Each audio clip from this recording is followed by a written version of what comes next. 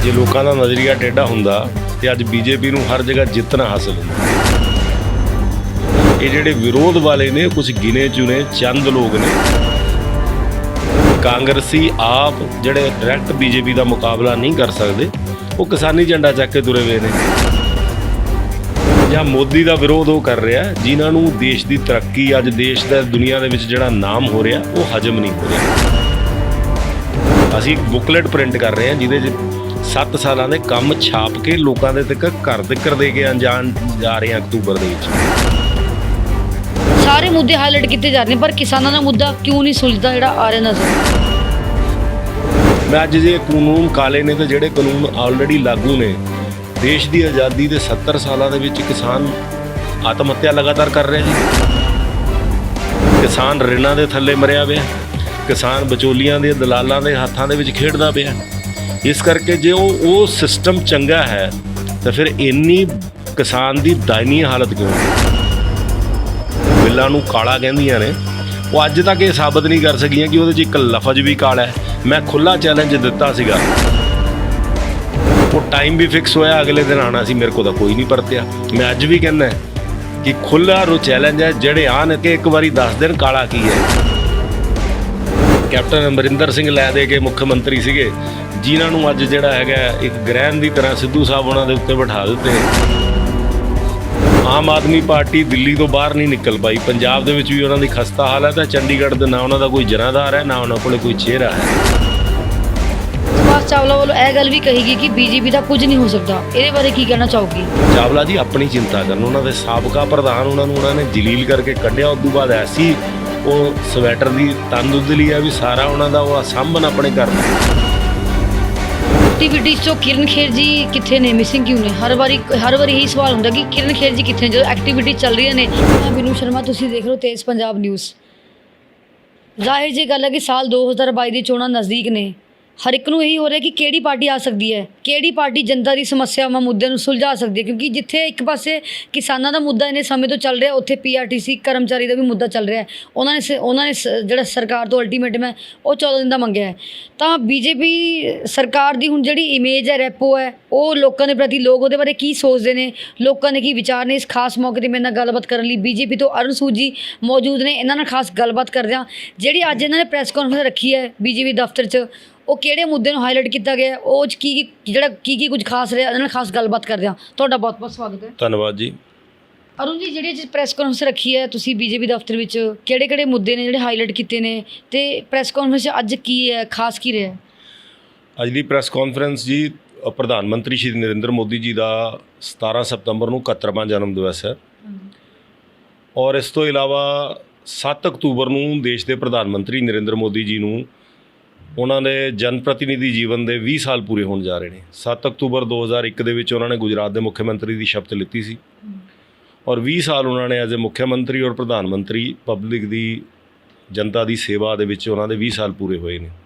ਇਸ ਉਪਲਕਸ਼ ਦੇ ਵਿੱਚ ਭਾਰਤੀ ਜਨਤਾ ਪਾਰਟੀ, ਕਿਉਂਕਿ ਹਰ ਸਾਲ ਮੋਦੀ ਜੀ ਦਾ ਜਨਮ ਦਿਨ ਜਿਹੜਾ ਹੈ ਕੋਈ ਸੈਲੀਬ੍ਰੇਸ਼ਨ ਜਾਂ ਕੇਕ ਕੱਟ ਕੇ ਨਹੀਂ ਕਰਦੀ, ਅਸੀਂ ਹਰ ਵਾਰ ਮੋਦੀ ਜੀ ਦਾ ਜਨਮ ਦਿਨ ਜਿਹੜਾ ਹੈਗਾ ਉਹ ਜਿਹੜੇ ਜ਼ਰੂਰਤਮੰਦ ਲੋਕ ਨੇ, ਜਿਹੜੇ ਦਬਿਆ ਕੁਚਲਿਆ ਵਰਗ ਹੈ, ਜਿਨ੍ਹਾਂ ਲੋਕਾਂ ਨੂੰ ਜ਼ਰੂਰਤ ਦੀ ਸਹਾਇਤਾ ਦੀ ਜ਼ਰੂਰਤ ਹੈ, ਉਹ ਲੋਕਾਂ ਦੇ ਵਿੱਚ ਸੇਵਾ ਦੇ ਕੰਮਾਂ ਨੂੰ ਲੈ ਕੇ ਅਸੀਂ ਮੋਦੀ ਜੀ ਦਾ ਜਨਮ ਦਿਵਸ ਮਨਾ ਰਹੇ ਹਾਂ। ਔਰ ਇਸ ਵਾਰ ਵੀ ਅਸੀਂ 17 ਸਤੰਬਰ ਤੋਂ ਲੈ ਕੇ 7 ਅਕਤੂਬਰ ਤੱਕ ਸੇਵਾ ਔਰ ਸਮਰਪਣ ਅਭਿਆਨ ਚਲਾ ਕੇ 20 ਪ੍ਰੋਗਰਾਮਾਂ ਦੇ ਮਾਧਿਅਮ ਨਾਲ ਅਸੀਂ ਮੋਦੀ ਜੀ ਦਾ ਜਨਮ ਦਿਨ ਮਨਾਉਣ ਜਾ ਰਹੇ ਹਾਂ, ਜਿਹਦੇ ਵਿੱਚ ਜੇ ਅਸੀਂ ਕਹਿ ਲਈਏ ਵੀ ਸਵਾਸਥ ਦੇ ਖੇਤਰ ਦੇ ਵਿੱਚ ਅਸੀਂ 6 ਬਲੱਡ ਡੋਨੇਸ਼ਨ ਕੈਂਪ ਲਗਾਵਾਂਗੇ, 6 ਮੈਡੀਕਲ ਕੈਂਪ ਸਾਡੇ ਜ਼ਿਲ੍ਹਿਆਂ ਦੇ ਵਿੱਚ ਲਗਾਵਾਂਗੇ। ਇਸੇ ਤਰੀਕੇ ਨਾਲ 50 ਦੇ ਕਰੀਬ ਅਸੀਂ ਟੀਕਾਕਰਨ ਦੇ ਕੈਂਪ ਲਗਾਵਾਂਗੇ। ਜਿਹੜੇ ਬੱਚੇ ਕੋਵਿਡ ਦੇ ਦੌਰਾਨ ਅਨਾਥ ਹੋ ਗਏ, ਉਹਨਾਂ ਦੇ ਦੋਨੋਂ ਮਾਂ-ਬਾਪ ਨਹੀਂ ਰਹੇ, PM ਕੇਅਰ ਫੰਡ ਦੇ ਵਿੱਚ ਕੇਂਦਰ ਸਰਕਾਰ ਵੱਲੋਂ ਉਹਨਾਂ ਨੂੰ ਪੂਰੇ ਜੀਵਨ ਭਰ ਦਾ ਉਹਨਾਂ ਦਾ ਖਰਚਾ ਦੇਣ ਦੀ ਸਕੀਮ ਆਈ ਹੈ। ਉਹਦੇ ਤਹਿਤ ਉਹਨਾਂ ਨੂੰ ਰਜਿਸਟ੍ਰੇਸ਼ਨ ਕਰਾਉਣੀ। ਪਰਿਆਵਰਨ ਦੇ ਸੰਬੰਧਿਤ ਜਿਹੜੇ ਨੇ ਉਹ ਬ੍ਰਿਕਸ਼ ਰੋਪਣ ਦਾ ਕਾਰਿਆਕ੍ਰਮ ਹੈ। ਜਿਹੜੀਆਂ ਚੰਡੀਗੜ੍ਹ ਦੀਆਂ ਚੋਅ ਹੈ ਉਹਨਾਂ ਨੂੰ ਸਾਫ਼ ਕਰਕੇ ਉਹਨਾਂ ਤੋਂ ਪਲਾਸਟਿਕ ਕੱਢਣ ਦਾ, ਸਿੰਗਲ ਯੂਜ਼ ਪਲਾਸਟਿਕ ਦੇ ਨਾ ਯੂਜ਼ ਕਰਨ ਦੇ ਸ਼ਪਥ ਦੇ ਪ੍ਰੋਗਰਾਮ ਹੈ। ਇਸ ਤੋਂ ਇਲਾਵਾ ਜਿੰਨੇ ਵੀ ਕੁਸ਼ਟ ਆਸ਼ਰਮ ਨੇ, ਅਨਾਥਾਲਿਆ ਨੇ, ਨਾਰੀ ਨਿਕੇਤਨ ਨੇ, ਜਿੰਨੇ ਵੀ ਇਸ ਤਰੀਕੇ ਦੇ ਜਿਹੜੇ ਸੇਵਾ ਦੇ ਪਿੰਗਲਵਾੜਾ ਹੈ, ਝੁੱਗੀ ਝੌਂਪੜੀਆਂ ਨੇ, ਸੇਵਾ ਬਸਤੀਆਂ ਨੇ, ਇੱਥੇ ਫਰੂਟ ਵੰਡਣ ਦਾ ਕੰਮ, ਮਠਿਆਈ ਵੰਡਣ ਦਾ ਕੰਮ ਕਰਨਾ ਹੈ।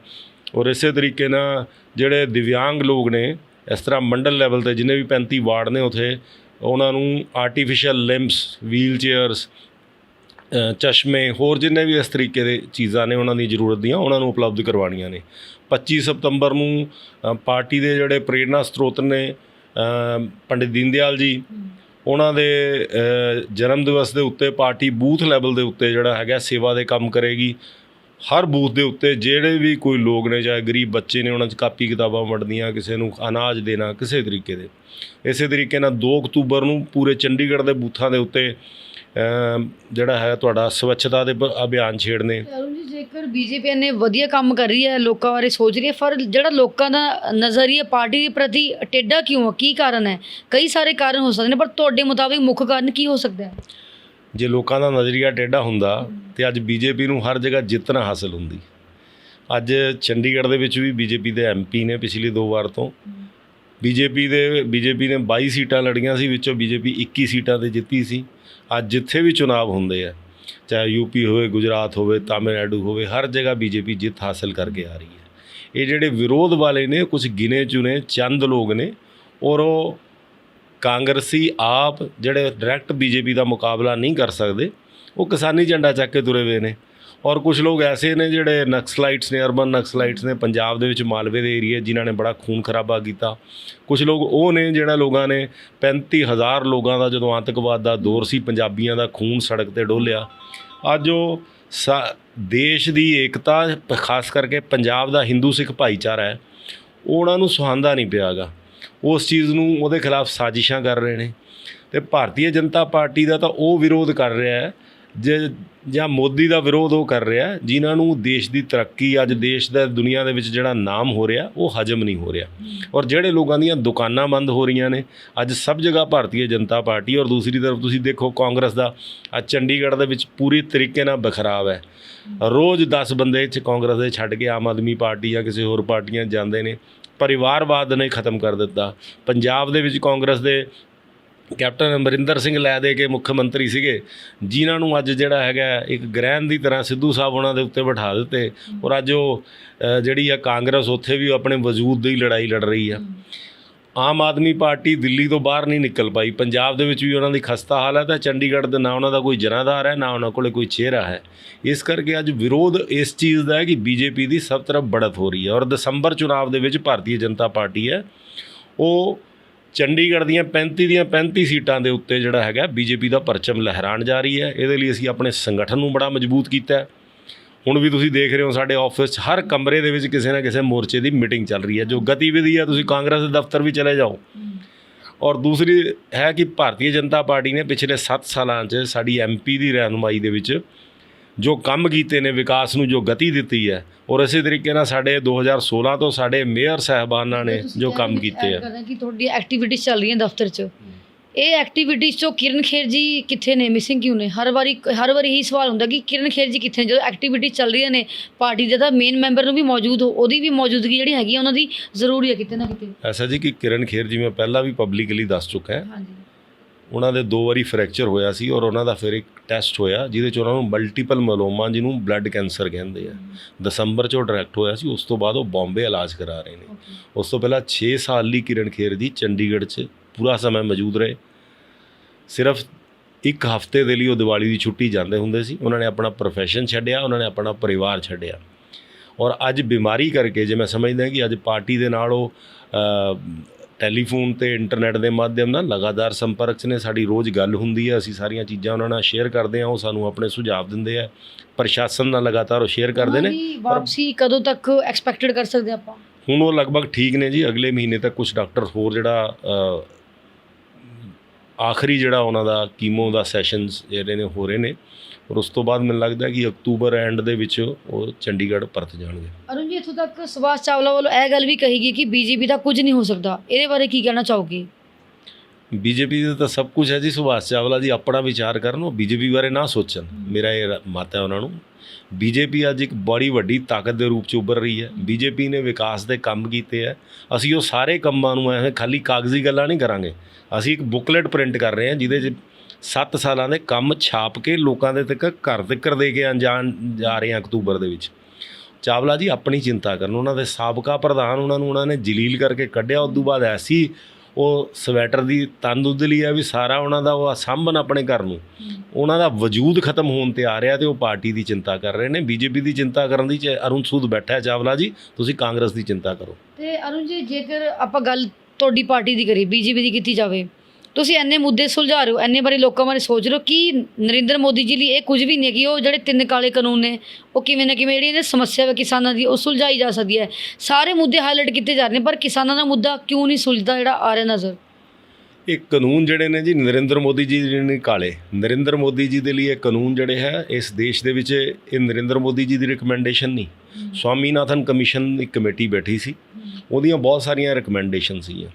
ਮੈਂ ਅੱਜ ਜੇ ਕਾਨੂੰਨ ਕਾਲੇ ਨੇ ਤਾਂ ਜਿਹੜੇ ਕਾਨੂੰਨ ਆਲਰੇਡੀ ਲਾਗੂ ਨੇ, ਦੇਸ਼ ਦੀ ਆਜ਼ਾਦੀ ਦੇ 70 ਸਾਲਾਂ ਦੇ ਵਿੱਚ ਕਿਸਾਨ ਆਤਮ ਹੱਤਿਆ ਲਗਾਤਾਰ ਕਰ ਰਿਹਾ ਜੀ। ਕਿਸਾਨ ਰਿਣਾਂ ਦੇ ਥੱਲੇ ਮਰਿਆ ਪਿਆ, ਕਿਸਾਨ ਵਿਚੋਲੀਆਂ ਦੇ ਦਲਾਲਾਂ ਦੇ ਹੱਥਾਂ ਦੇ ਵਿੱਚ ਖੇਡਦਾ ਪਿਆ।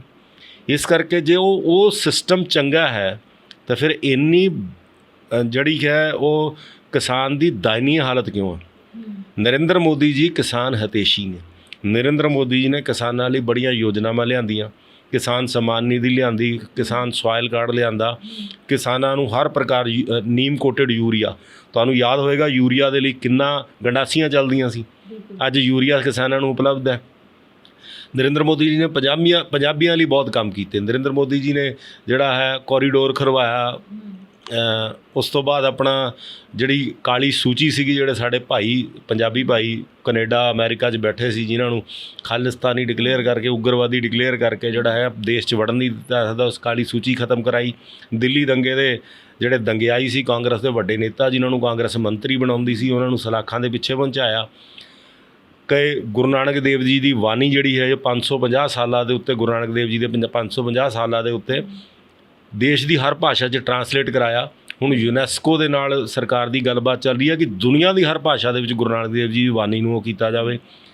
ਪਹਿਲੀ ਵਾਰੀ ਹੋਇਆ ਕਿ 550 ਸਾਲਾਂ 'ਤੇ ਪੂਰੀ ਦੁਨੀਆ ਭਰ ਦੀਆਂ ਅੰਬੈਸੀਆਂ ਦੇ ਵਿੱਚ, ਹਿੰਦੁਸਤਾਨ ਦੀਆਂ ਅੰਬੈਸੀਆਂ 'ਚ ਔਰ ਹਿੰਦੁਸਤਾਨ ਦੇ ਸਾਰੇ ਗਵਰਨਰ ਹਾਊਸਾਂ ਦੇ ਵਿੱਚ ਗੁਰੂ ਸਾਹਿਬ ਦਾ ਪ੍ਰਕਾਸ਼ ਹੋਇਆ, ਗੁਰੂ ਗ੍ਰੰਥ ਸਾਹਿਬ ਦਾ।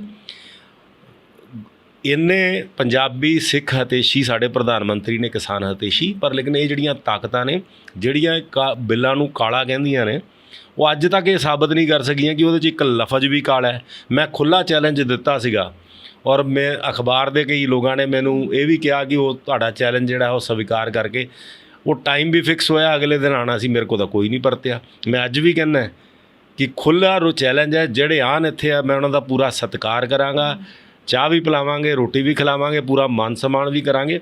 ਆ ਕੇ ਇੱਕ ਵਾਰੀ ਦੱਸ ਦੇਣ ਕਾਲਾ ਕੀ ਹੈ। ਜੇ ਮੈਂ ਸਾਬਤ ਕਰ ਦਿੱਤਾ ਕਿ ਉਸ ਕਿਸਾਨਾਂ ਦੇ ਹਿੱਤ ਦੇ ਵਿੱਚ ਹੈ ਤਾਂ ਉਹ ਧਰਨੇ ਹਟਾ ਦੇਣ, ਤੇ ਜੇ ਉਹ ਸਾਬਤ ਕਰ ਦੇਣ ਕਾਲਾ ਕੀ ਹੈ, ਮੈਂ ਨਾਲ ਬੈਠ ਜਾਵਾਂਗਾ। ਸੰਜੇ ਟੰਡਨ ਜੀ ਦੁਆਰਾ ਕੁਝ ਦਿਨ ਪਹਿਲਾਂ ਇੰਟਰਵਿਊ ਦੌਰਾਨ ਇਹ ਗੱਲ ਕਹੀ ਗਈ ਹੈ ਕਿ ਸਰਕਾਰ ਪ੍ਰਦਰਸ਼ਨਕਾਰੀ ਤੋਂ ਦਬਦੀ ਨਹੀਂ ਹੈ, ਇਹਦੇ ਬਾਰੇ ਕੀ ਵਿਚਾਰ ਨੇ?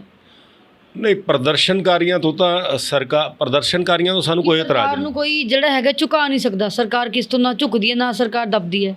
ਨਹੀਂ, ਦੇਖੋ ਇੱਕ ਵਿਸ਼ਾ ਤਾਂ ਮੈਂ ਕਲੀਅਰ ਕਰਨਾ ਚਾਹੁੰਦਾ ਜੀ ਕਿ ਕਾਨੂੰਨ ਜਿਹੜੇ ਬਣਾਉਣ ਦਾ ਕੰਮ ਹੈ ਉਹ ਦੇਸ਼ ਦੀ ਪਾਰਲੀਮੈਂਟ ਕਰਦੀ ਹੈ, ਔਰ ਇਹ ਮੈਜੋਰਟੀ ਨਾਲ ਦੋਨਾਂ ਜਿਹੜੇ ਰਾਜ ਸਭਾ ਔਰ ਲੋਕ ਸਭਾ 'ਚੋਂ ਪਾਸ ਹੋਏ। ਔਰ ਕਾਂਗਰਸ ਨੇ ਵੀ ਮੈਨੀਫੈਸਟੋ 'ਚ ਆਪਣੀ ਇਹ ਗੱਲ ਕੀਤੀ ਸੀ।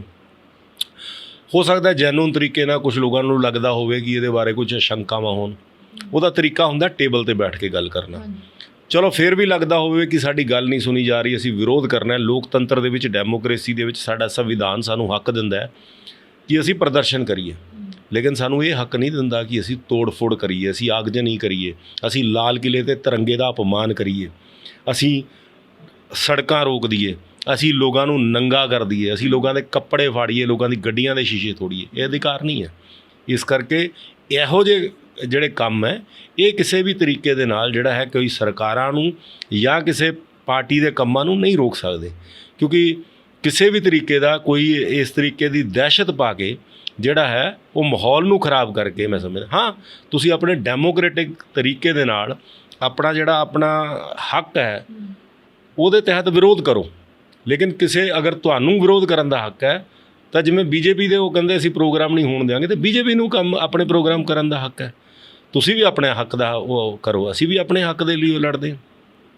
ਜਿੱਦਾਂ ਤੁਸੀਂ ਕਿਹਾ ਕਿ ਤੁਸੀਂ ਦਫ਼ਤਰ 'ਚ ਦੁਬਾਰਾ ਮੁੜ ਤੋਂ ਗੱਲ ਕਰਦੇ ਕਿ ਐਕਟੀਵਿਟੀਜ਼ ਹੋ ਰਹੀਆਂ ਨੇ, ਐਕਟੀਵਿਟੀਜ਼ ਰਿਗਾਰਡਿੰਗ ਤੁਸੀਂ ਮੀਟਿੰਗ ਕਰ ਰਹੇ ਹੋ, ਸਾਰੀ ਗਤੀਵਿਧੀਆਂ ਇਹ 'ਚ ਤੁਸੀਂ ਪਾਰਟੀ ਨੂੰ ਲੈ ਕੇ ਜਿਹੜੀ ਹੈ ਡਿਸਕਸ਼ਨ ਕਰੋ ਜਾਂ ਲੋਕਾਂ ਦੇ ਮੁੱਦਿਆਂ ਦੀ ਵੀ ਗੱਲਬਾਤ ਹੋ ਰਹੀ, ਜਿੱਦਾਂ ਬੇਰੁਜ਼ਗਾਰੀ ਹੈ, ਕਰੋਨਾ ਕਾਲ ਚੱਲ ਰਿਹਾ, ਹੁਣ ਤੀਸਰੀ ਲਹਿਰ ਦੀ ਵੀ ਹੋ ਰਹੀ ਹੈ ਗੱਲ ਕਿਤੇ ਨਾ ਕਿਤੇ।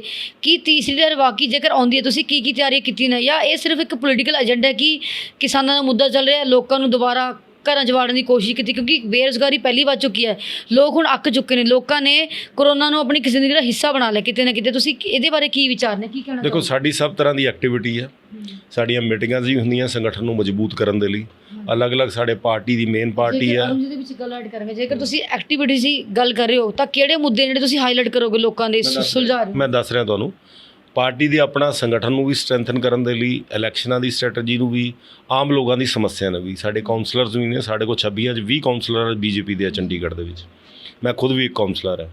ਔਰ ਅਸੀਂ ਜਿਵੇਂ ਆ ਸੇਵਾ ਦੇ ਕੰਮਾਂ ਦੇ ਨਾਲ ਵੀ ਲੋਕਾਂ ਨੂੰ, ਫਿਰ ਤੁਸੀਂ ਗੱਲ ਕੀਤੀ ਹੈ ਕਿ ਜਿਹੜੀ ਕਰੋਨਾ ਦੀ ਗੱਲ ਦੀ, ਉਹ ਤਾਂ ਟੈਕਨੀਕਲ ਐਕਸਪਰਟ ਹੀ ਦੱਸਣਗੇ ਔਰ ਆਉਣ ਵਾਲਾ ਸਮਾਂ ਹੀ ਦੱਸੇਗਾ, ਲੇਕਿਨ ਪਾਰਟੀ ਨੇ ਉਹਦੀ ਤਿਆਰੀ ਕੀਤੀ ਹੈ। ਇੱਕ ਅਸੀਂ ਪੂਰੇ ਦੇਸ਼ ਭਰ ਦੇ ਵਿੱਚ ਜਿਹੜੇ ਹੈਗੇ ਆ ਰਾਸ਼ਟਰੀ ਸੇਵਾ ਵਲੰਟੀਅਰਸ ਕਰਕੇ ਅਸੀਂ ਖੜੇ ਕੀਤੇ ਨੇ, ਹਰ ਬੂਥ ਦੇ ਉੱਤੇ ਘੱਟੋ ਘੱਟ 2 ਲੋਕ ਖੜੇ ਕੀਤੇ ਨੇ। 4 ਕਰੋੜ ਲੋਕਾਂ ਦੀ ਇੱਕ ਟੀਮ ਪੂਰੇ ਦੇਸ਼ ਭਰ ਦੇ ਵਿੱਚ ਬੀਜੇਪੀ ਨੇ ਬਣਾਈ ਹੈ, ਜਿਹਦੇ 'ਚ ਡਾਕਟਰਸ ਵੀ ਨੇ, ਜਿਹਦੇ 'ਚ ਯੋਗਾ ਵਾਲੇ ਵੀ ਨੇ, ਜਿਹਦੇ 'ਚ ਆਯੁਰਵੇਦਾ ਦੇ ਵੀ ਲੋਕ ਨੇ, ਔਰ ਹੈਲਥ ਨਾਲ ਰਿਲੇਟਡ ਜਿਹੜੇ ਵਲੰਟੀਅਰਸ ਨੇ, ਪੈਰਾਮੈਡੀਕਲ ਸਟਾਫ ਵੀ ਹੈ। ਐਸੇ ਲੋਕਾਂ ਦੇ ਮਾਧਿਅਮ ਦੇ ਨਾਲ ਅਸੀਂ ਉਹਨਾਂ ਦੇ ਬੜੀਆਂ ਚਰਚਾਵਾਂ ਵੀ ਕਰਾ ਰਹੇ ਹਾਂ, ਲੋਕਾਂ ਦੇ ਵਿੱਚ ਇੱਕ ਜਨ ਜਾਗਰਣ ਦਾ ਕਾਰਜਕ੍ਰਮ ਕਰ ਰਹੇ ਹਾਂ ਕਿ ਅਸੀਂ ਜਿਹੜੇ ਕੋਵਿਡ ਦੇ ਪ੍ਰੋਟੋਕੋਲਸ ਹੈ, ਚਾਹੇ ਮਾਸਕ ਪਾਉਣਾ, ਚਾਹੇ ਆਪਣਾ ਦੂਰੀ ਬਣਾ ਕੇ ਰੱਖਣਾ, ਘਰੋਂ ਬੇਵਜ੍ਹਾ ਨਾ ਨਿਕਲਣਾ, ਇਹ ਸਭ ਚੀਜ਼ਾਂ ਨੂੰ, ਹੱਥਾਂ ਨੂੰ ਸੈਨੀਟਾਈਜ਼ ਕਰਨਾ, ਉਸ ਚੀਜ਼ਾਂ ਦੇ ਬਾਰੇ ਅਵੇਅਰ ਕਰ ਰਹੇ ਹਾਂ, ਕਿਉਂਕਿ ਅਵੇਅਰਨੈਸ ਦੇ ਨਾਲ ਹੀ ਤੀਸਰੀ ਲਹਿਰ ਰੁਕੇਗੀ। ਦੂਸਰਾ, ਅਸੀਂ ਟੀਕਾਕਰਨ 'ਤੇ ਮੈਂ ਜਿਵੇਂ ਦੱਸਿਆ ਬਹੁਤ ਜ਼ੋਰ ਦੇ ਰਹੇ ਹਾਂ। ਟੀਕਾਕਰਨ ਜੇ ਸਾਰਿਆਂ ਦਾ ਹੋ ਜਾਏਗਾ ਤਾਂ ਸੁਸਾਇਟੀ ਦੇ ਵਿੱਚ ਇੱਕ ਹਰਡ ਇਮਿਊਨਿਟੀ ਆ ਜਾਏਗੀ, ਜਿਹਦੇ ਕਰਕੇ ਕੋਵਿਡ ਦੀ ਤੀਸਰੀ ਲਹਿਰ ਜਿਹੜੀ ਹੈ, ਜੇ ਆਈ ਵੀ ਤਾਂ ਬਹੁਤ ਮਾਮੂਲੀ ਜਿਹਾ ਅਸਰ ਕਰੇਗੀ। ਇਸ ਕਰਕੇ ਉਸ ਤੋਂ ਇਲਾਵਾ ਫਿਰ ਅਸੀਂ ਲੋਕਾਂ ਦੇ ਖਾਣ ਪਾਨ ਬੰਨੀ, ਲੋਕ ਯੋਗਾ ਨੂੰ ਅਪਣਾਉਣ, ਆਯੁਰਵੇਦ ਨੂੰ ਅਪਣਾਉਣ, ਔਰ ਜੇ ਖੁਦਾ ਨਾ ਖਾਸਤਾ ਕਿਤੇ ਥਰਡ ਲਹਿਰ ਆ ਵੀ ਜਾਂਦੀ ਹੈ ਤਾਂ ਉਹਦੇ ਲਈ ਹੌਸਪੀਟਲਸ ਜਿਹੜੇ ਨੇ ਚੰਡੀਗੜ੍ਹ ਦੇ ਵਿੱਚ, ਜਿਵੇਂ ਕਿਹਾ ਜਾ ਰਿਹਾ ਬੱਚਿਆਂ ਦੇ ਉੱਤੇ ਅਸਰ ਹੋਏਗਾ, ਬੱਚਿਆਂ ਦਾ ਇੱਕ 100 ਬੈੱਡ ਦਾ ਹੌਸਪੀਟਲ ਚੰਡੀਗੜ੍ਹ ਦੇ ਵਿੱਚ ਪ੍ਰਸ਼ਾਸਨ ਨੇ ਬੜੇ ਅੱਛੇ ਤਰੀਕੇ ਨਾਲ ਤਿਆਰ ਕੀਤਾ। ਔਰ ਅਸੀਂ ਵੀ ਆਪਣੇ ਇਸ ਤਰੀਕੇ ਦੀ ਤਿਆਰੀ ਕੀਤੀ ਹੈ ਕਿ ਜੇ ਪਿਛਲੀ ਵਾਰ ਦੀ ਤਰ੍ਹਾਂ ਲੋੜ ਪੈ ਜਾਵੇ ਤਾਂ ਲੋਕਾਂ ਨੂੰ ਆਕਸੀਜਨ ਸਿਲੰਡਰ ਜਾਂ ਕੋਈ ICU ਬੈਡਸ ਜਾਂ ਵੈਂਟੀਲੇਟਰ, ਅਸੀਂ ਵੀ ਇਸ ਤਰ੍ਹਾਂ ਦਾ ਕੇਂਦਰ ਪਹਿਲਾਂ ਵੀ ਚਲਾਇਆ ਸੀ, ਹੁਣ ਵੀ ਚਲਾਉਣ ਦੀ ਅਸੀਂ ਤਿਆਰੀ ਦੇ ਵਿੱਚ ਜੇ ਲੋੜ ਪੈਂਦੀ ਹੈ ਤਾਂ ਕਰਾਂਗੇ। ਜੋ ਇੱਕ ਪੋਲੀਟੀਕਲ ਪਾਰਟੀ ਹੋਣ ਦੇ ਨਾਤੇ, ਔਰ ਮੈਂ ਸਮਝਦਾ ਕਿ ਸ਼ਾਇਦ ਬੀਜੇਪੀ ਇਕਲੌਤੀ ਐਸੀ ਪਾਰਟੀ ਹੈ, ਜਦੋਂ ਪਹਿਲੀ ਲਹਿਰ ਆਈ, ਦੂਸਰੀ ਲਹਿਰ ਆਈ, ਔਰ ਹੁਣ ਵੀ ਦੇਸ਼ ਦੇ ਪ੍ਰਧਾਨ ਮੰਤਰੀ ਨੇ ਗੱਲ ਕਹੀ ਸੀਗੀ ਕਿ ਸਟੇ ਐਟ ਹੋਮ। ਸਾਰੀਆਂ ਪੋਲੀਟੀਕਲ ਪਾਰਟੀਆਂ ਨੇ, ਦੇਸ਼ ਦੇ ਪ੍ਰਧਾਨ ਮੰਤਰੀ ਜੀ, ਹੋਰ ਕੋਈ ਗੱਲ ਮੰਨਣ ਨਾ ਮੰਨਣ, ਇਹ ਸਾਰੇ ਮੰਨ ਲਈ, ਸਾਰੇ ਆਪਣੇ ਘਰਾਂ 'ਚ ਵੜ ਕੇ ਲੁੱਕ ਕੇ ਬਹਿ ਗਏ। ਇੱਕ ਬੀਜੇਪੀ ਦਾ ਕਾਰਿਆਕਰਤਾ ਸੀ ਜਿਹੜਾ ਜਾਨ ਹਥੇਲੀ 'ਤੇ ਲੈ ਕੇ ਲੋਕਾਂ ਦੀ ਸੇਵਾ ਕਰ ਰਿਹਾ ਸੀ। ਇਸ ਕਰਕੇ ਬੀਜੇਪੀ ਹਮੇਸ਼ਾ ਲੋਕਾਂ ਦੀ ਚਿੰਤਾ ਕਰਦੀ ਹੈ, ਔਰ ਤੀਸਰੀ ਜਿਹੜੀ ਕੋਵਿਡ ਦੀ ਲਹਿਰ ਹੈ ਉਹਨੂੰ ਰੋਕਣ ਦੇ ਲਈ ਵੀ ਅਸੀਂ ਪੂਰਾ ਯਤਨ ਲਾ ਰਹੇ ਹਾਂ। ਔਰ ਜੇ ਨਾ ਪਰਮਾਤਮਾ ਨਾ ਕਰੇ ਕੋਈ ਇਸ ਤਰ੍ਹਾਂ ਦਾ ਸਾਹਮਣਾ ਵੀ ਕਰਨਾ ਪੈਂਦਾ ਤਾਂ ਉਹਨੂੰ ਕਿਸ ਤਰ੍ਹਾਂ ਉਹਦਾ ਸਾਹਮਣਾ ਕੀਤਾ ਜਾਵੇ, ਇਹਦੇ ਲਈ ਵੀ ਅਸੀਂ ਲੋਕਾਂ ਨੂੰ ਤਿਆਰ ਕਰ ਰਹੇ ਹਾਂ। ਅਰੁਣ ਜੀ, ਬੀਜੇਪੀ ਜਦੋਂ ਤੁਸੀਂ ਕਿਹਾ ਕਿ ਬਹੁਤ ਵਧੀਆ ਪਾਰਟੀ ਹੈ, ਹਰ ਕਿਸਮ ਦੇ ਕੰਮ ਕਰਦੀ ਹੈ, ਫਿਰ ਇਹ ਜਿਹਾ ਕੀ ਕਾਰਨ ਜਿਹੜੇ ਅਨਿਲ ਜੋਸ਼ੀ ਨੇ ਬੀਜੇਪੀ ਛੱਡ ਕੇ, ਜਿਹੜੇ ਇੰਨੇ ਸਾਲ ਤੋਂ ਜੁੜੇ ਹੋਏ ਸੀ ਬੀਜੇਪੀ ਵਰਗੀ ਪਾਰਟੀ ਨਾਲ, ਉਹ ਇਹ ਜਿਹਾ ਕੀ ਹੋਇਆ ਕਿ ਇਹ ਪਾਰਟੀ ਛੱਡ ਕੇ ਉਹ ਅਕਾਲੀ ਦਲ 'ਚ ਗਏ? ਕਿ ਇਸ ਨੂੰ ਇੱਕ ਗੱਦਾਰੀ ਦਾ ਟੈਗਲਾਈਨ ਕਿਤੇ ਨਾ ਕਿਤੇ ਦਿੱਤਾ ਜਾ ਸਕਦਾ ਕਿ ਜਿਹੜੀ ਤੁਸੀਂ ਥਾਲੀ 'ਚ ਖਾਂਦੇ ਹੋ ਉਹ ਜੀ ਛੇਦ ਕਰ ਦਿਓ? ਦੇਖੋ, ਕੋਈ ਵੀ ਪਾਰਟੀ ਛੱਡ ਕੇ ਜਾਂਦਾ ਤਾਂ ਉਹ ਆਪਣੀ ਪਾਰਟੀ ਨਾਲ ਗੱਦਾਰੀ ਤਾਂ ਕਰਦਾ ਹੀ ਹੈ, ਚਾਹੇ ਉਹ ਅਨਿਲ ਜੋਸ਼ੀ ਹੋਣ, ਚਾਹੇ ਕੋਈ ਵੀ ਹੋਵੇ। ਪਾਰਟੀ ਨੇ ਉਹਨਾਂ ਨੂੰ ਵਿਧਾਇਕ ਬਣਾਇਆ, ਮੰਤਰੀ ਬਣਾਇਆ, ਬੜਾ ਉੱਚਾ ਰੁਤਬਾ ਦਿੱਤਾ, ਸਭ ਚੀਜ਼ਾਂ ਨੇ। ਮੈਨੂੰ ਵੀ ਨਹੀਂ ਸਮਝ ਆਉਂਦੀ, ਮੇਰੇ ਵੀ ਉਹ ਦੋਸਤ ਨੇ, ਉਹਨਾਂ ਨੇ ਸਟੈਪ ਕਿਉਂ ਲਿਆ, ਇਹ ਉਹਨਾਂ ਦਾ ਨਿੱਜੀ ਮਾਮਲਾ ਹੈ। ਲੇਕਿਨ ਮੇਰਾ ਐਸਾ ਮੰਨਣਾ ਹੈ ਕਿ ਆਪਣੀ ਪਾਰਟੀ ਮਾਂ ਦੇ ਸਮਾਨ ਹੁੰਦੀ ਹੈ। ਖਾਸ ਕਰਕੇ ਬੀਜੇਪੀ ਵਰਕਰ ਤਾਂ ਆਪਣੀ ਪਾਰਟੀ ਨੂੰ ਮਾਂ ਮੰਨਦੇ ਨੇ, ਔਰ ਜਿਹੜਾ ਬੰਦਾ ਆਪਣੀ ਮਾਂ ਨਾਲ ਗੱਦਾਰੀ ਕਰਦਾ ਉਹ ਸ਼ਾਇਦ ਉਹਦੀ ਕਿਤੇ ਵੀ ਹੋਰ ਜਗ੍ਹਾ ਕਦਰ ਨਹੀਂ ਪੈਂਦੀ। ਔਰ ਰਾਜਨੀਤੀ ਦੇ ਵਿੱਚ ਇੱਕ ਇਸ ਤਰੀਕੇ ਦਾ ਕਰੈਕਟਰ ਰਹਿਣਾ ਚਾਹੀਦਾ ਰਾਜਨੀਤਿਕ ਲੋਕਾਂ ਦਾ ਕਿ ਜਿਸ ਵਿਚਾਰਧਾਰਾ ਨਾਲ, ਔਰ ਬੀਜੇਪੀ ਦੇ ਨਾਲ ਤਾਂ ਲੋਕ ਵਿਚਾਰਧਾਰਾ ਕਰਕੇ ਜੁੜਦੇ ਨੇ, ਔਰ ਤੁਹਾਨੂੰ ਜਿੱਥੇ ਜੁੜੇ ਹੋ, ਜੇ ਕੋਈ ਕਈ ਵਾਰੀ ਹੁੰਦਾ ਹੈ ਕੁਛ ਲੋਕਾਂ ਨੂੰ ਕਦੇ ਨਾਰਾਜ਼ਗੀ ਹੋ ਜਾਂਦੀ ਹੈ, ਉਹ ਵਿਅਕਤੀਗਤ ਰੂਪ 'ਤੇ ਨਾਰਾਜ਼ਗੀ ਹੁੰਦੀ ਹੈ। ਅਸੀਂ ਘਰ ਬਹਿ ਸਕਦੇ ਹਾਂ, ਲੇਕਿਨ ਆਪਣੀ ਪਾਰਟੀ ਦਾ ਹੀ ਵਿਰੋਧ ਕਰਨਾ ਮੈਂ ਸਮਝਦਾ ਕਿ ਉਹ ਅੱਛੀ ਗੱਲ ਨਹੀਂ ਹੈ। ਸਾਲ 2022 ਨੂੰ ਲੈ ਕੇ ਹੁਣ ਤੁਹਾਡੀ ਕੀ ਪ੍ਰਤੀਕਿਰਿਆ ਹੈ? ਸਾਲ 2022 ਪੰਜਾਬ ਇਲੈਕਸ਼ਨ ਦੀ ਗੱਲ ਕਰਦੇ ਹੋ ਤੁਸੀਂ? ਪੰਜਾਬ, ਜਿਵੇਂ ਚੰਡੀਗੜ੍ਹ ਦੇ ਵਿੱਚ ਦਸੰਬਰ ਦੇ ਵਿੱਚ 2021 ਦੇ ਵਿੱਚ ਇਲੈਕਸ਼ਨ ਹੈ, ਅਸੀਂ ਪਿਛਲੀ ਵਾਰੀ ਮੈਂ ਦੱਸਿਆ 22 ਸੀਟਾਂ ਲੜੀਆਂ ਸੀ, 21 ਜਿੱਤੇ ਸੀ। ਅਕਾਲੀ ਦਲ ਨੂੰ ਅਸੀਂ 4 ਸੀਟਾਂ ਦਿੱਤੀਆਂ ਸੀ, ਉਹ 3 ਹਾਰ ਗਏ, 1 ਹੁਣ ਜਿੱਤੇ। ਲੱਗਦਾ ਕਿ ਹੁਣ ਉਹ ਜਿਹੜੀ ਮੁੜ ਤੋਂ ਜਿਹੜੀ ਜਿੱਤਾਂ ਤੁਹਾਨੂੰ ਹਾਸਲ ਹੋ ਪਾਏਗੀ, ਕਿਉਂਕਿ ਹੁਣ ਜਿੱਦਾਂ ਦਾ ਸਾਡਾ ਸੰਗਠਨ ਵੀ ਅੱਜ ਪਿਛਲੀ ਵਾਰ ਨਾਲ ਮਜ਼ਬੂਤ ਹੈ, ਔਰ ਅਸੀਂ ਉਦੋਂ ਕਾਂਗਰਸ ਦਾ ਰਾਜ ਸੀ। ਅੱਜ 7.5 ਸਾਲ ਦਾ ਲੋਕਾਂ ਨੇ ਸੁਸ਼ਾਸਨ ਦੇਖਿਆ। ਅੱਜ ਅਸੀਂ ਇਹ ਨਿਸ਼ਚਿਤ ਕਰਾਂਗੇ ਕਿ ਉਦੋਂ 22 ਚੋਂ 21 ਜਿੱਤੇ ਸੀ, ਅੱਜ 35 ਚੋਂ 35 ਜਿੱਤਣ ਜਾ ਰਹੇ ਹਾਂ। ਔਰ ਇਸ ਤਰੀਕੇ ਦੀ ਅਸੀਂ ਤਿਆਰੀ ਵੀ ਕੀਤੀ ਹੈ, ਇਸ ਤਰੀਕੇ ਦੇ ਅਸੀਂ ਕੰਮ ਵੀ ਕੀਤੇ ਆ। ਔਰ ਆਉਣ ਵਾਲੇ ਦਸੰਬਰ ਚੁਣਾਵ ਦੇ ਕਰ ਹੁਣ ਰਹਿ ਗਿਆ ਥੋੜ੍ਹੇ 3 ਮਹੀਨੇ ਦਾ ਸਮਾਂ ਰਹਿ ਗਿਆ ਰਿਜ਼ਲਟ ਆਉਣ ਦੇ ਵਿੱਚ। ਬੀਜੇਪੀ ਬੜੇ ਅੱਛੇ ਢੰਗ ਦੇ ਨਾਲ ਚੰਡੀਗੜ੍ਹ ਦੇ ਵਿੱਚ ਪੂਰਾ ਸੰਪੂਰਨ ਪਰਚਮ ਲਹਿਰਾਏਗੀ। ਔਰ ਉਸ ਤੋਂ ਬਾਅਦ ਪੰਜਾਬ ਦੇ ਵਿੱਚ ਵੀ ਅੱਜ ਅਸੀਂ ਇਹ ਦੇਖੀਏ, ਪੰਜਾਬ ਦੇ ਵਿੱਚ ਮਲਟੀ ਕਾਰਨਰ ਕੰਟੈਸਟ ਹੋਣ ਜਾ ਰਹੇ ਨੇ। ਆਮ ਆਦਮੀ ਪਾਰਟੀ ਆਧਾਰ ਖੋਂਦੀ ਜਾ ਰਹੀ ਹੈ, ਕਾਂਗਰਸ ਦੇ 2 ਫਾੜ ਹੈ, ਕਾਂਗਰਸ ਦੇ ਵਿੱਚ ਅੱਜ ਜੁੱਤਿਆਂ 'ਚ ਦਾਲ ਵੰਡੀ ਜਾ ਰਹੀ ਹੈ। ਅਕਾਲੀ ਦਲ ਦਾ ਬੁਰਾ ਹਾਲ ਹੈ। ਔਰ ਅੱਜ ਇੱਕ ਨਈ ਹੋਪ ਲੈ ਕੇ ਇਹ ਜਿਹੜੇ ਕੁਝ ਲੋਕ ਨੇ, ਮੈਂ ਤੁਹਾਨੂੰ ਅੱਜ ਵੀ ਬੜੇ ਪਰਿਵਰਤਨਕਾਰੀ ਨਤੀਜੇ ਹੋਣਗੇ, ਬੜੇ ਕ੍ਰਾਂਤੀਕਾਰੀ ਨਤੀਜੇ ਹੋਣਗੇ। ਬੀਜੇਪੀ ਅਗਲੇ ਸਾਲ 2022 'ਚ ਪੰਜਾਬ 'ਚ ਸਰਕਾਰ ਬਣਾਉਣ ਜਾ ਰਹੀ ਹੈ। ਇਹ ਤੁਸੀਂ ਵੀ ਦੇਖੋਗੇ, ਮੈਂ ਵੀ ਦੇਖਾਂਗਾ। ਤੁਹਾਨੂੰ ਪੂਰਾ ਯਕੀਨ ਹੈ ਕਿ ਬੀਜੇਪੀ ਦੀ ਸਰਕਾਰ ਹੀ ਬਣੇਗੀ, ਕਿਉਂਕਿ ਲੋਕਾਂ ਦਾ ਹਜੇ ਵੀ ਉਮੀਦਾਂ ਜੁੜੀ ਨੇ ਕਿ ਬੀਜੇਪੀ ਆ ਸਕਦੀ ਆ, ਪਰ ਕਿਤੇ ਨਾ ਕਿਤੇ ਕੁਝ ਲੋਕਾਂ ਦਾ ਕਹਿਣਾ ਕਿ ਉਹਨਾਂ ਨੂੰ ਸਰਕਾਰਾਂ ਤੋਂ ਭਰੋਸਾ ਉੱਠ ਚੁੱਕਿਆ, ਸਰਕਾਰਾਂ ਤੋਂ ਉਹਨੂੰ ਭਰੋਸਾ ਰਿਹਾ ਨਹੀਂ ਹੈ। ਇਹਦੇ ਬਾਰੇ ਕੀ ਕਹਿਣਾ ਚਾਹੋਗੇ? ਨਹੀਂ, ਲੋਕਾਂ ਦਾ ਬੀਜੇਪੀ ਦੀ ਪੰਜਾਬ ਦੇ ਵਿੱਚ ਕਦੇ ਆਪਣੀ ਸਰਕਾਰ ਨਹੀਂ ਰਹੀ ਹੈ, ਔਰ ਇਹ ਪਹਿਲਾ ਮੌਕਾ ਬੀਜੇਪੀ ਕੋਲ ਦੀ ਅਸੀਂ ਜੋ ਸਾਡੀ ਪੰਜਾਬ ਦੀ ਲੀਡਰਸ਼ਿਪ ਔਰ ਸਾਡੀ ਸੈਂਟਰ ਦੀ ਲੀਡਰਸ਼ਿਪ ਜਿੰਨੀਆਂ ਵੀ ਸੀਟਾਂ 'ਤੇ ਲੜਦੀ ਹੈ, ਕਿਸੇ ਕੋਈ ਅਲਾਇੰਸ ਹੁੰਦਾ ਹੈ ਜਾਂ ਕੋਈ ਕਿਸੇ ਤਰੀਕੇ ਦੇ ਸਮੀਕਰਨ ਹੁੰਦੇ, ਜੋ ਵੀ ਇਹ ਉਹਨਾਂ ਦਾ ਡਿਸੀਜ਼ਨ ਹੈ ਔਰ ਪੰਜਾਬ ਯੂਨਿਟ ਦੇਖੇਗਾ। ਲੇਕਿਨ ਮੈਨੂੰ ਐਸਾ ਵਿਸ਼ਵਾਸ ਹੈ ਕਿ ਜਿਸ ਤਰੀਕੇ ਦਾ ਮੈਂ ਵੀ ਪੰਜਾਬੀ ਹਾਂ, ਮੈਂ ਪੰਜਾਬ ਦੇ ਮੋਗਾ ਨੂੰ ਬਿਲੋਂਗ ਕਰਦਾ ਔਰ ਮੈਂ ਬੜੇ ਲੰਬੇ ਸਮੇਂ ਪੰਜਾਬ 'ਚ ਕੰਮ ਕੀਤਾ ਹੈ, ਪੰਜਾਬ ਬੀਜੇਪੀ 'ਚ ਵੀ ਮੈਂ ਕੰਮ ਕੀਤਾ ਹੈ, ਮੈਂ ਯੁਵਾ ਮੋਰਚੇ ਦਾ ਜਨਰਲ ਸੈਕਟਰੀ ਰਿਹਾ। ਮੈਨੂੰ ਐਸਾ ਪੂਰਨ ਵਿਸ਼ਵਾਸ ਹੈ ਔਰ ਇਹ ਤੱਥਾਂ 'ਤੇ ਆਧਾਰਿਤ ਵਿਸ਼ਵਾਸ ਹੈ ਕਿ ਬੀਜੇਪੀ 2022 ਦੇ ਵਿੱਚ ਪੰਜਾਬ 'ਚ ਸਰਕਾਰ ਬਣਾਉਣ ਜਾ ਰਹੀ ਹੈ ਔਰ ਚੰਡੀਗੜ੍ਹ ਦਾ ਜਿਹੜਾ ਚੁਣਾਵ ਦੇ ਰਿਜ਼ਲਟ ਉਹ ਪੰਜਾਬ 'ਤੇ ਵੀ ਅਸਰ ਪਾਉਣਗੇ। ਅਰੁਣ ਜੀ, ਜਿਹੜੀ ਮਹਿੰਗਾਈ ਵਧੀ ਇਸ ਸਮੇਂ, ਤੇਲ ਪੈਟਰੋਲ ਸਭ ਹਰ ਚੀਜ਼ ਮਹਿੰਗੀ ਹੈ, ਖਾਣ ਦੀ ਚੀਜ਼ਾਂ ਵੀ ਮਹਿੰਗੀਆਂ ਨੇ, ਲੋਕ ਮਹਿੰਗਾਈ ਤੋਂ ਪਰੇਸ਼ਾਨ ਨੇ। ਕੀ ਬੀਜੇਪੀ ਸਰਕਾਰ ਨੇ ਇਹਦੇ ਉੱਪਰ ਕੋਈ ਕਰੀਏ ਕੰਮ, ਵਰਕਆਊਟ ਚੱਲ ਰਿਹਾ? ਐਸਾ ਜੀ ਕਿ ਅਸੀਂ ਤੇਲ ਪੈਟਰੋਲ ਗੈਸ ਤਾਂ ਦੇਖ ਲੈਂਦੇ ਹਾਂ, ਲੇਕਿਨ ਅੱਜ ਤੁਸੀਂ ਉਹ ਜਿਹੜਾ 400 ਰੁਪਏ ਦਾ ਡਾਟਾ ਸੀਗਾ ਅੱਜ ਤੁਹਾਨੂੰ ਫ੍ਰੀ ਦੇ ਵਿੱਚ ਮਿਲਦਾ। ਅੱਜ ਤੁਹਾਡੇ ਚਾਰਜਸ ਸੀਗੇ ਤੁਸੀਂ ਦੇਖੋ, ਹੋਰ 3600 ਕੰਪਿਊਟਰ ਦੀਆਂ ਚੀਜ਼ਾਂ ਜਿਹੜੀਆਂ ਨੇ, ਲੈਪਟਾਪ, ਫੋਨ ਸਸਤੇ ਹੋਏ। ਇਹੋ ਜਿਹੀਆਂ ਟੈਕਨੋਲੋਜੀ ਦੀਆਂ ਚੀਜ਼ਾਂ ਬਹੁਤ ਸਾਰੀਆਂ ਸਸਤੀਆਂ ਹੋਈਆਂ।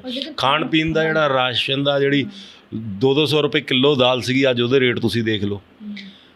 ਪੈਟਰੋਲ ਅਤੇ ਡੀਜ਼ਲ ਦੇ ਪਿੱਛੇ ਅੱਜ ਜਿਹੜੀ ਇਹ ਚੀਜ਼ ਵਧੀ ਹੈ, ਵੈਸੇ ਤਾਂ ਜਦੋਂ ਮਨਮੋਹਨ ਸਰਕਾਰ ਤੋਂ ਹਾਲੇ ਵੀ ਉਨੇ ਰੇਟ ਨਹੀਂ ਵਧੇ। ਲੇਕਿਨ ਦੂਸਰੀ ਇੱਕ ਚੀਜ਼ ਮੈਂ ਤੁਹਾਨੂੰ ਸ਼ਾਇਦ ਤੁਹਾਡੇ ਚੈਨਲ ਦੇ ਮਾਧਿਅਮ ਨਾਲ ਵੀ ਲੋਕਾਂ ਨੂੰ ਦੱਸਣਾ ਚਾਹਾਂਗਾ। 2014 ਤੋਂ ਪਹਿਲਾਂ ਇਹਨਾਂ ਨੇ ਆਇਲ ਬੌਂਡ ਲਾਂਚ ਕੀਤੇ ਸੀ। ਆਇਲ ਬੌਂਡ ਜਿਹੜੇ ਲਾਂਚ ਕੀਤੇ ਗਏ, ਉਹਦੇ ਬਦਲੇ ਦੇ ਵਿੱਚ ਅੱਜ ਉਹਦੀ ਮੈਚਿਓਰਿਟੀ ਹੋਣ ਕਰਕੇ ਅੱਜ ਉਹਦਾ ਪੈਸਾ ਉਹ ਜਿਹੜਾ ਉਸ ਵਕਤ ਉਸ ਇਨਫਲੇਸ਼ਨ ਨੂੰ ਰੋਕਣ ਲਈ ਉਦੋਂ ਬਹੁਤ ਜ਼ਮੀਨ ਅਸਮਾਨ ਤੋਂ ਵੀ ਉੱਪਰ ਕੀਮਤਾਂ ਸੀ, ਔਰ ਜੇ ਆਇਲ ਬੌਂਡ ਨਾ ਲਾਂਚ ਕਰਦੇ ਤਾਂ ਸ਼ਾਇਦ ਲੋਕਾਂ ਦੀ ਰੀਚ ਤੋਂ ਬਾਹਰ ਹੋ ਜਾਣਾ ਸੀ ਡੀਜ਼ਲ ਪੈਟਰੋਲ। ਲੇਕਿਨ ਸਰਕਾਰ ਨੇ ਲੁਕੇ ਛਿਪੇ ਚੀਜ਼ਾਂ ਕੀਤੀਆਂ। ਅੱਜ ਉਹਨਾਂ ਦੀ ਮੈਚਿਓਰਿਟੀ ਹੈ, ਅੱਜ ਉਹ ਪੈਸਾ ਸਰਕਾਰ ਨੂੰ ਦੇਣਾ ਪੈ ਰਿਹਾ। ਇਹਦੇ ਕਰਕੇ ਮਹਿੰਗਾਈ ਹੈ, ਟੈਂਪਰਰੀ ਹੈ। ਔਰ ਇਹ ਚੀਜ਼ ਜਿਹੜੀ ਹੈ, ਇਹਦੇ ਕਿਤੇ ਨਾ ਕਿਤੇ ਜ਼ਿੰਮੇਵਾਰ ਮਨਮੋਹਨ ਸਰਕਾਰ ਹੈ। ਉਦੋਂ ਦੇ ਆਇਲ ਬੌਂਡ ਇਸ ਚੀਜ਼ ਲਈ ਅੱਜ ਦੀ ਪੈਟਰੋਲ ਡੀਜ਼ਲ ਦੀ। ਲੇਕਿਨ ਸਰਕਾਰ ਲਗਾਤਾਰ ਕੋਸ਼ਿਸ਼ ਕਰ ਰਹੀ ਹੈ। ਇੱਕ ਅੱਧੀ ਕਮੋਡਿਟੀ ਨੂੰ ਆਪਾਂ ਛੱਡ ਦਈਏ ਤਾਂ ਬਾਕੀ ਜਰਨਲ ਜਿਹੜਾ ਹੈ ਮਹਿੰਗਾਈ 'ਤੇ ਕੰਟਰੋਲ ਹੈ, ਜਿਹੜਾ 2014 ਤੋਂ ਪਹਿਲਾਂ ਨਹੀਂ ਸੀਗਾ। ਅੱਜ ਨਵਜੋਤ ਸਿੰਘ ਸਿੱਧੂ ਬਾਰੇ ਇੱਕ ਬਿਆਨ ਜਾਰੀ ਕੀਤਾ ਗਿਆ ਪ੍ਰੈਸ ਕਾਨਫਰੰਸ ਦੌਰਾਨ। ਕਾਂਗਰਸ ਭਵਨ 'ਚ ਪੀਸੀ ਹੋਈ ਸੀ ਉਹਨਾਂ ਨੇ ਇਹ ਕਿਹਾ ਕਿ ਕਿਸਾਨਾਂ ਦਾ ਅਸਲੀ ਜਿਹੜਾ ਗੁਨੇਗਾਰ ਹੈ ਉਹ ਮਿਲ ਚੁੱਕਿਆ, ਪਤਾ ਲੱਗ ਚੁੱਕਿਆ ਕਿ ਕਿਤੇ ਨਾ ਕਿਤੇ ਲੱਗਦਾ ਉਹ ਬੀਜੇਪੀ ਸਰਕਾਰ ਨੂੰ ਟਾਰਗੇਟ ਕਰ ਰਹੇ ਨੇ। ਇਹਦੇ ਬਾਰੇ ਕੀ ਕਹਿਣਾ ਚਾਹੁੰਦੇ? ਉਹ ਤਾਂ ਹੈ ਹੀ ਹੈ ਜੀ। ਕਾਂਗਰਸ ਤਾਂ ਹਮੇਸ਼ਾ ਤੋਂ, ਕਾਂਗਰਸ ਦੇ ਕੈਪਟਨ ਅਮਰਿੰਦਰ ਸਿੰਘ ਜੀ ਨੇ ਇੱਕ ਕੱਲ੍ਹ ਇੱਕ ਬਿਆਨ ਦਿੱਤਾ ਹੈ ਕਿ ਕਿਸਾਨ ਜਿਹੜੇ ਨੇ ਪੰਜਾਬ 'ਚ ਕੋਈ ਪ੍ਰਦਰਸ਼ਨ ਨਾ ਕਰਨ, ਕਿਸਾਨ ਹਰਿਆਣੇ 'ਚ ਜਾ ਕੇ ਜੋ ਮਰਜ਼ੀ ਕਰਨ, ਦਿੱਲੀ 'ਚ ਜਾ ਕੇ ਜੋ ਮਰਜ਼ੀ ਸਾੜ ਫੂਕ ਕਰਨ। ਉਹ ਕਿਸਾਨਾਂ ਨੂੰ ਪ੍ਰਵੋਕ ਕਰ ਰਹੇ ਨੇ ਕਿ ਜਾਓ ਜਾ ਕੇ ਹਰਿਆਣਾ ਅਤੇ ਦਿੱਲੀ ਨੂੰ ਫੂਕ ਦਿਓ। ਕਿਆ ਉਹ ਦੇਸ਼ ਦਾ ਹਿੱਸਾ ਨਹੀਂ ਗੇ? ਕਿਆ ਅਮਰਿੰਦਰ ਸਿੰਘ ਜੀ ਹਿੰਦੁਸਤਾਨੀ ਨਹੀਂ ਗੇ? ਕਿਆ ਹਰਿਆਣਾ ਸੜੇਗਾ ਤਾਂ ਉਸੇ ਦਿੱਲੀ ਉੱਥੇ ਹੀ ਉਹ ਜਾਂਦੇ। ਅੱਜ ਨਵਜੋਤ ਸਿੰਘ ਨੇ ਬਿਆਨ ਜਾਰੀ ਕੀਤਾ ਪ੍ਰੈਸ ਕਾਨਫਰੰਸ, ਤੁਸੀਂ ਇਹਦੇ ਬਾਰੇ ਕੀ ਕਹਿਣਾ ਚਾਹੋਗੇ? ਇਹ ਗੱਲ 'ਚ ਕਿੰਨਾ ਕਿਹੜਾ ਫੈਕਟ ਹੈਗਾ? ਮੈਂ ਕਹਿ ਰਿਹਾ ਜੀ, ਮੈਂ ਉਹ ਬਿਆਨ ਸੁਣਿਆ ਨਹੀਂ ਗਾ, ਲੇਕਿਨ ਨਵਜੋਤ ਜੀ ਦਾ ਤਾਂ ਤੁਹਾਨੂੰ ਪਤਾ ਹੀ ਹੈ, ਉਹ ਬਥੇਰੀਆਂ ਕਈ ਤਰ੍ਹਾਂ ਦੀਆਂ ਤੁਕਬੰਦੀਆਂ ਕਰਦੇ ਰਹਿੰਦੇ ਨੇ। ਲੇਕਿਨ ਉਹਨਾਂ ਦੀ ਕੋਈ ਇਹੋ ਜਿਹੀ ਕੋਈ ਚੀਜ਼ ਦੇ ਉੱਤੇ ਮੈਂ ਕਮੈਂਟ ਨਹੀਂ ਕਰਨਾ ਚਾਹਾਂਗਾ। ਲੇਕਿਨ ਉਹ ਸਾਰੀਆਂ ਚੀਜ਼ਾਂ ਬਾਰੇ ਹਮੇਸ਼ਾ ਤੋਂ, ਚਾਹੇ ਨਵਜੋਤ ਜੀ ਹੋਣ ਚਾਹੇ ਕੋਈ ਹੋਵੇ, ਉਹ ਕਿਸੇ ਨਾ ਕਿਸੇ ਤਰੀਕੇ ਦੇ ਨਾਲ, ਕਿਉਂਕਿ ਉਹ ਸਿੱਧੇ ਰੂਪ 'ਚ ਅੱਜ ਬੀਜੇਪੀ ਦਾ ਸਾਹਮਣਾ ਕੋਈ ਪਾਰਟੀ ਨਹੀਂ ਕਰ ਸਕਦੀ। ਬੀਜੇਪੀ ਦਾ ਅੱਜ ਆਧਾਰ ਵਧਿਆ, ਬੀਜੇਪੀ ਦੀ ਸਭ ਜਗ੍ਹਾ ਸਰਕਾਰਾਂ ਨੇ, ਬੀਜੇਪੀ ਦੇ ਸੰਗਠਨ ਦਾ ਵਿਸਤਾਰ ਹੋਇਆ। ਇਸ ਕਰਕੇ ਕਿਤੇ ਨਾ ਕਿਤੇ ਉਹ ਕੋਈ ਆੜ ਲੈ ਕੇ ਜਿਹੜਾ ਹੈਗਾ ਉਹ ਬੀਜੇਪੀ ਦੇ ਖਿਲਾਫ ਓਛੀ ਰਾਜਨੀਤੀ ਕਰਨਾ ਚਾਹੁੰਦੇ। ਤਾਂ ਤੁਸੀਂ ਦੇਖਿਆ ਸੀ ਕਿ ਮੇਰਾ ਅਰੁਣ ਸੂਦ ਜੀ ਜਿਨ੍ਹਾਂ ਨੇ ਹਰ ਮੁੱਦੇ ਤੇ ਆਪਣੇ ਵਿਚਾਰ ਸਾਂਝੇ ਕੀਤੇ ਤੇ ਇਹ ਕਿਹਾ ਕਿ ਉਹਨਾਂ ਨੂੰ ਪੂਰਾ ਯਕੀਨ ਹੈ ਕਿ ਬੀਜੇਪੀ ਜੀ ਇਕਲੌਤੀ ਸਰਕਾਰ ਹੈ ਜਿਹੜੀ ਲੋਕਾਂ ਦੇ ਭਲੇ ਬਾਰੇ ਸੋਚਦੀ ਹੈ। ਨਰਿੰਦਰ ਮੋਦੀ ਜੀ ਨੇ ਕਰੋਨਾ ਕਾਲ ਵਿੱਚ ਲੋਕਾਂ ਨੂੰ ਜਿੱਥੇ ਆਪਣੇ ਕਿਹਾ ਕਿ ਤੁਸੀਂ ਘਰਾਂ ਵਿੱਚ ਬੈਠੋ, ਉੱਥੇ ਆਪ ਜਾਨ ਹਥੇਲੀ 'ਤੇ ਰੱਖ ਕੇ ਉਹਨਾਂ ਨੇ ਲੋਕਾਂ ਵਾਸਤੇ ਕੰਮ ਕੀਤਾ। ਤੇ ਇਹ ਵੀ ਕਿਹਾ ਕਿ ਜਿੱਥੇ ਸੁਭਾਸ਼ ਚਾਵਲਾ ਦਾ ਕਹਿਣਾ ਹੈ ਕਿ ਬੀਜੇਪੀ ਦਾ ਕੁਝ ਨਹੀਂ ਹੋ ਸਕਦਾ, ਉਹਨਾਂ ਨੂੰ ਇਹ ਕਿਹਾ ਕਿ ਤੁਸੀਂ ਆਪਣਾ ਸੋਚੋ, ਇੱਥੇ ਇਹ ਬੈਠੇ ਨੇ। ਤੇ ਇਹ ਵੀ ਕਿਹਾ ਕਿ ਜਿੱਥੇ ਨਵਜੋਤ ਸਿੰਘ ਸਿੱਧੂ ਦੁਆਰਾ ਇਹ ਬਿਆਨ ਜਾਰੀ ਕੀਤਾ ਗਿਆ ਕਿ ਕਿਸਾਨਾਂ ਦਾ ਅਸਲੀ ਗੁਨੇਗਾਰ ਮਿਲ ਗਿਆ, ਕਿ ਉਹ ਡਾਇਰੈਕਟਲੀ ਬੀਜੇਪੀ ਸਰਕਾਰ ਨੂੰ ਜਿਹੜਾ ਹੈਗੇ ਨੇ ਆਪਣਾ ਕਰ ਰਹੇ ਨੇ ਟਾਰਗੇਟ ਇੱਕ ਦੂਸਰੇ ਨੂੰ। ਤੁਸੀਂ ਇਸ ਬਾਰੇ ਕਮੈਂਟਸ ਸਾਂਝੇ ਕਰ ਸਕਦੇ ਹੋ, ਵਿਚਾਰ ਸਾਂਝੇ ਕਰ ਸਕਦੇ ਹੋ ਕਿ ਜਿਹੜੇ ਨਵਜੋਤ ਸਿੰਘ ਸਿੱਧੂ ਨੇ ਇਹ ਬਿਆਨ ਜਾਰੀ ਕੀਤਾ ਕਿ ਕਿਸਾਨਾਂ ਦਾ ਅਸਲੀ ਗੁਨੇਗਾਰ ਮਿਲ ਗਿਆ, ਇਸ ਬਾਰੇ ਤੁਸੀਂ ਕੀ ਕਹਿਣਾ ਚਾਹੋਗੇ? ਕਿ ਉਹ ਡਾਇਰੈਕਟ ਪਾਰਟੀ ਇੱਕ ਦੂਸਰੇ ਨੂੰ ਟਾਰਗੇਟ ਕਰ ਰਹੀਆਂ ਨੇ? ਬਣੇ ਰਹੋ ਤੇਜ਼ ਪੰਜਾਬ ਨਿਊਜ਼ ਨਾਲ।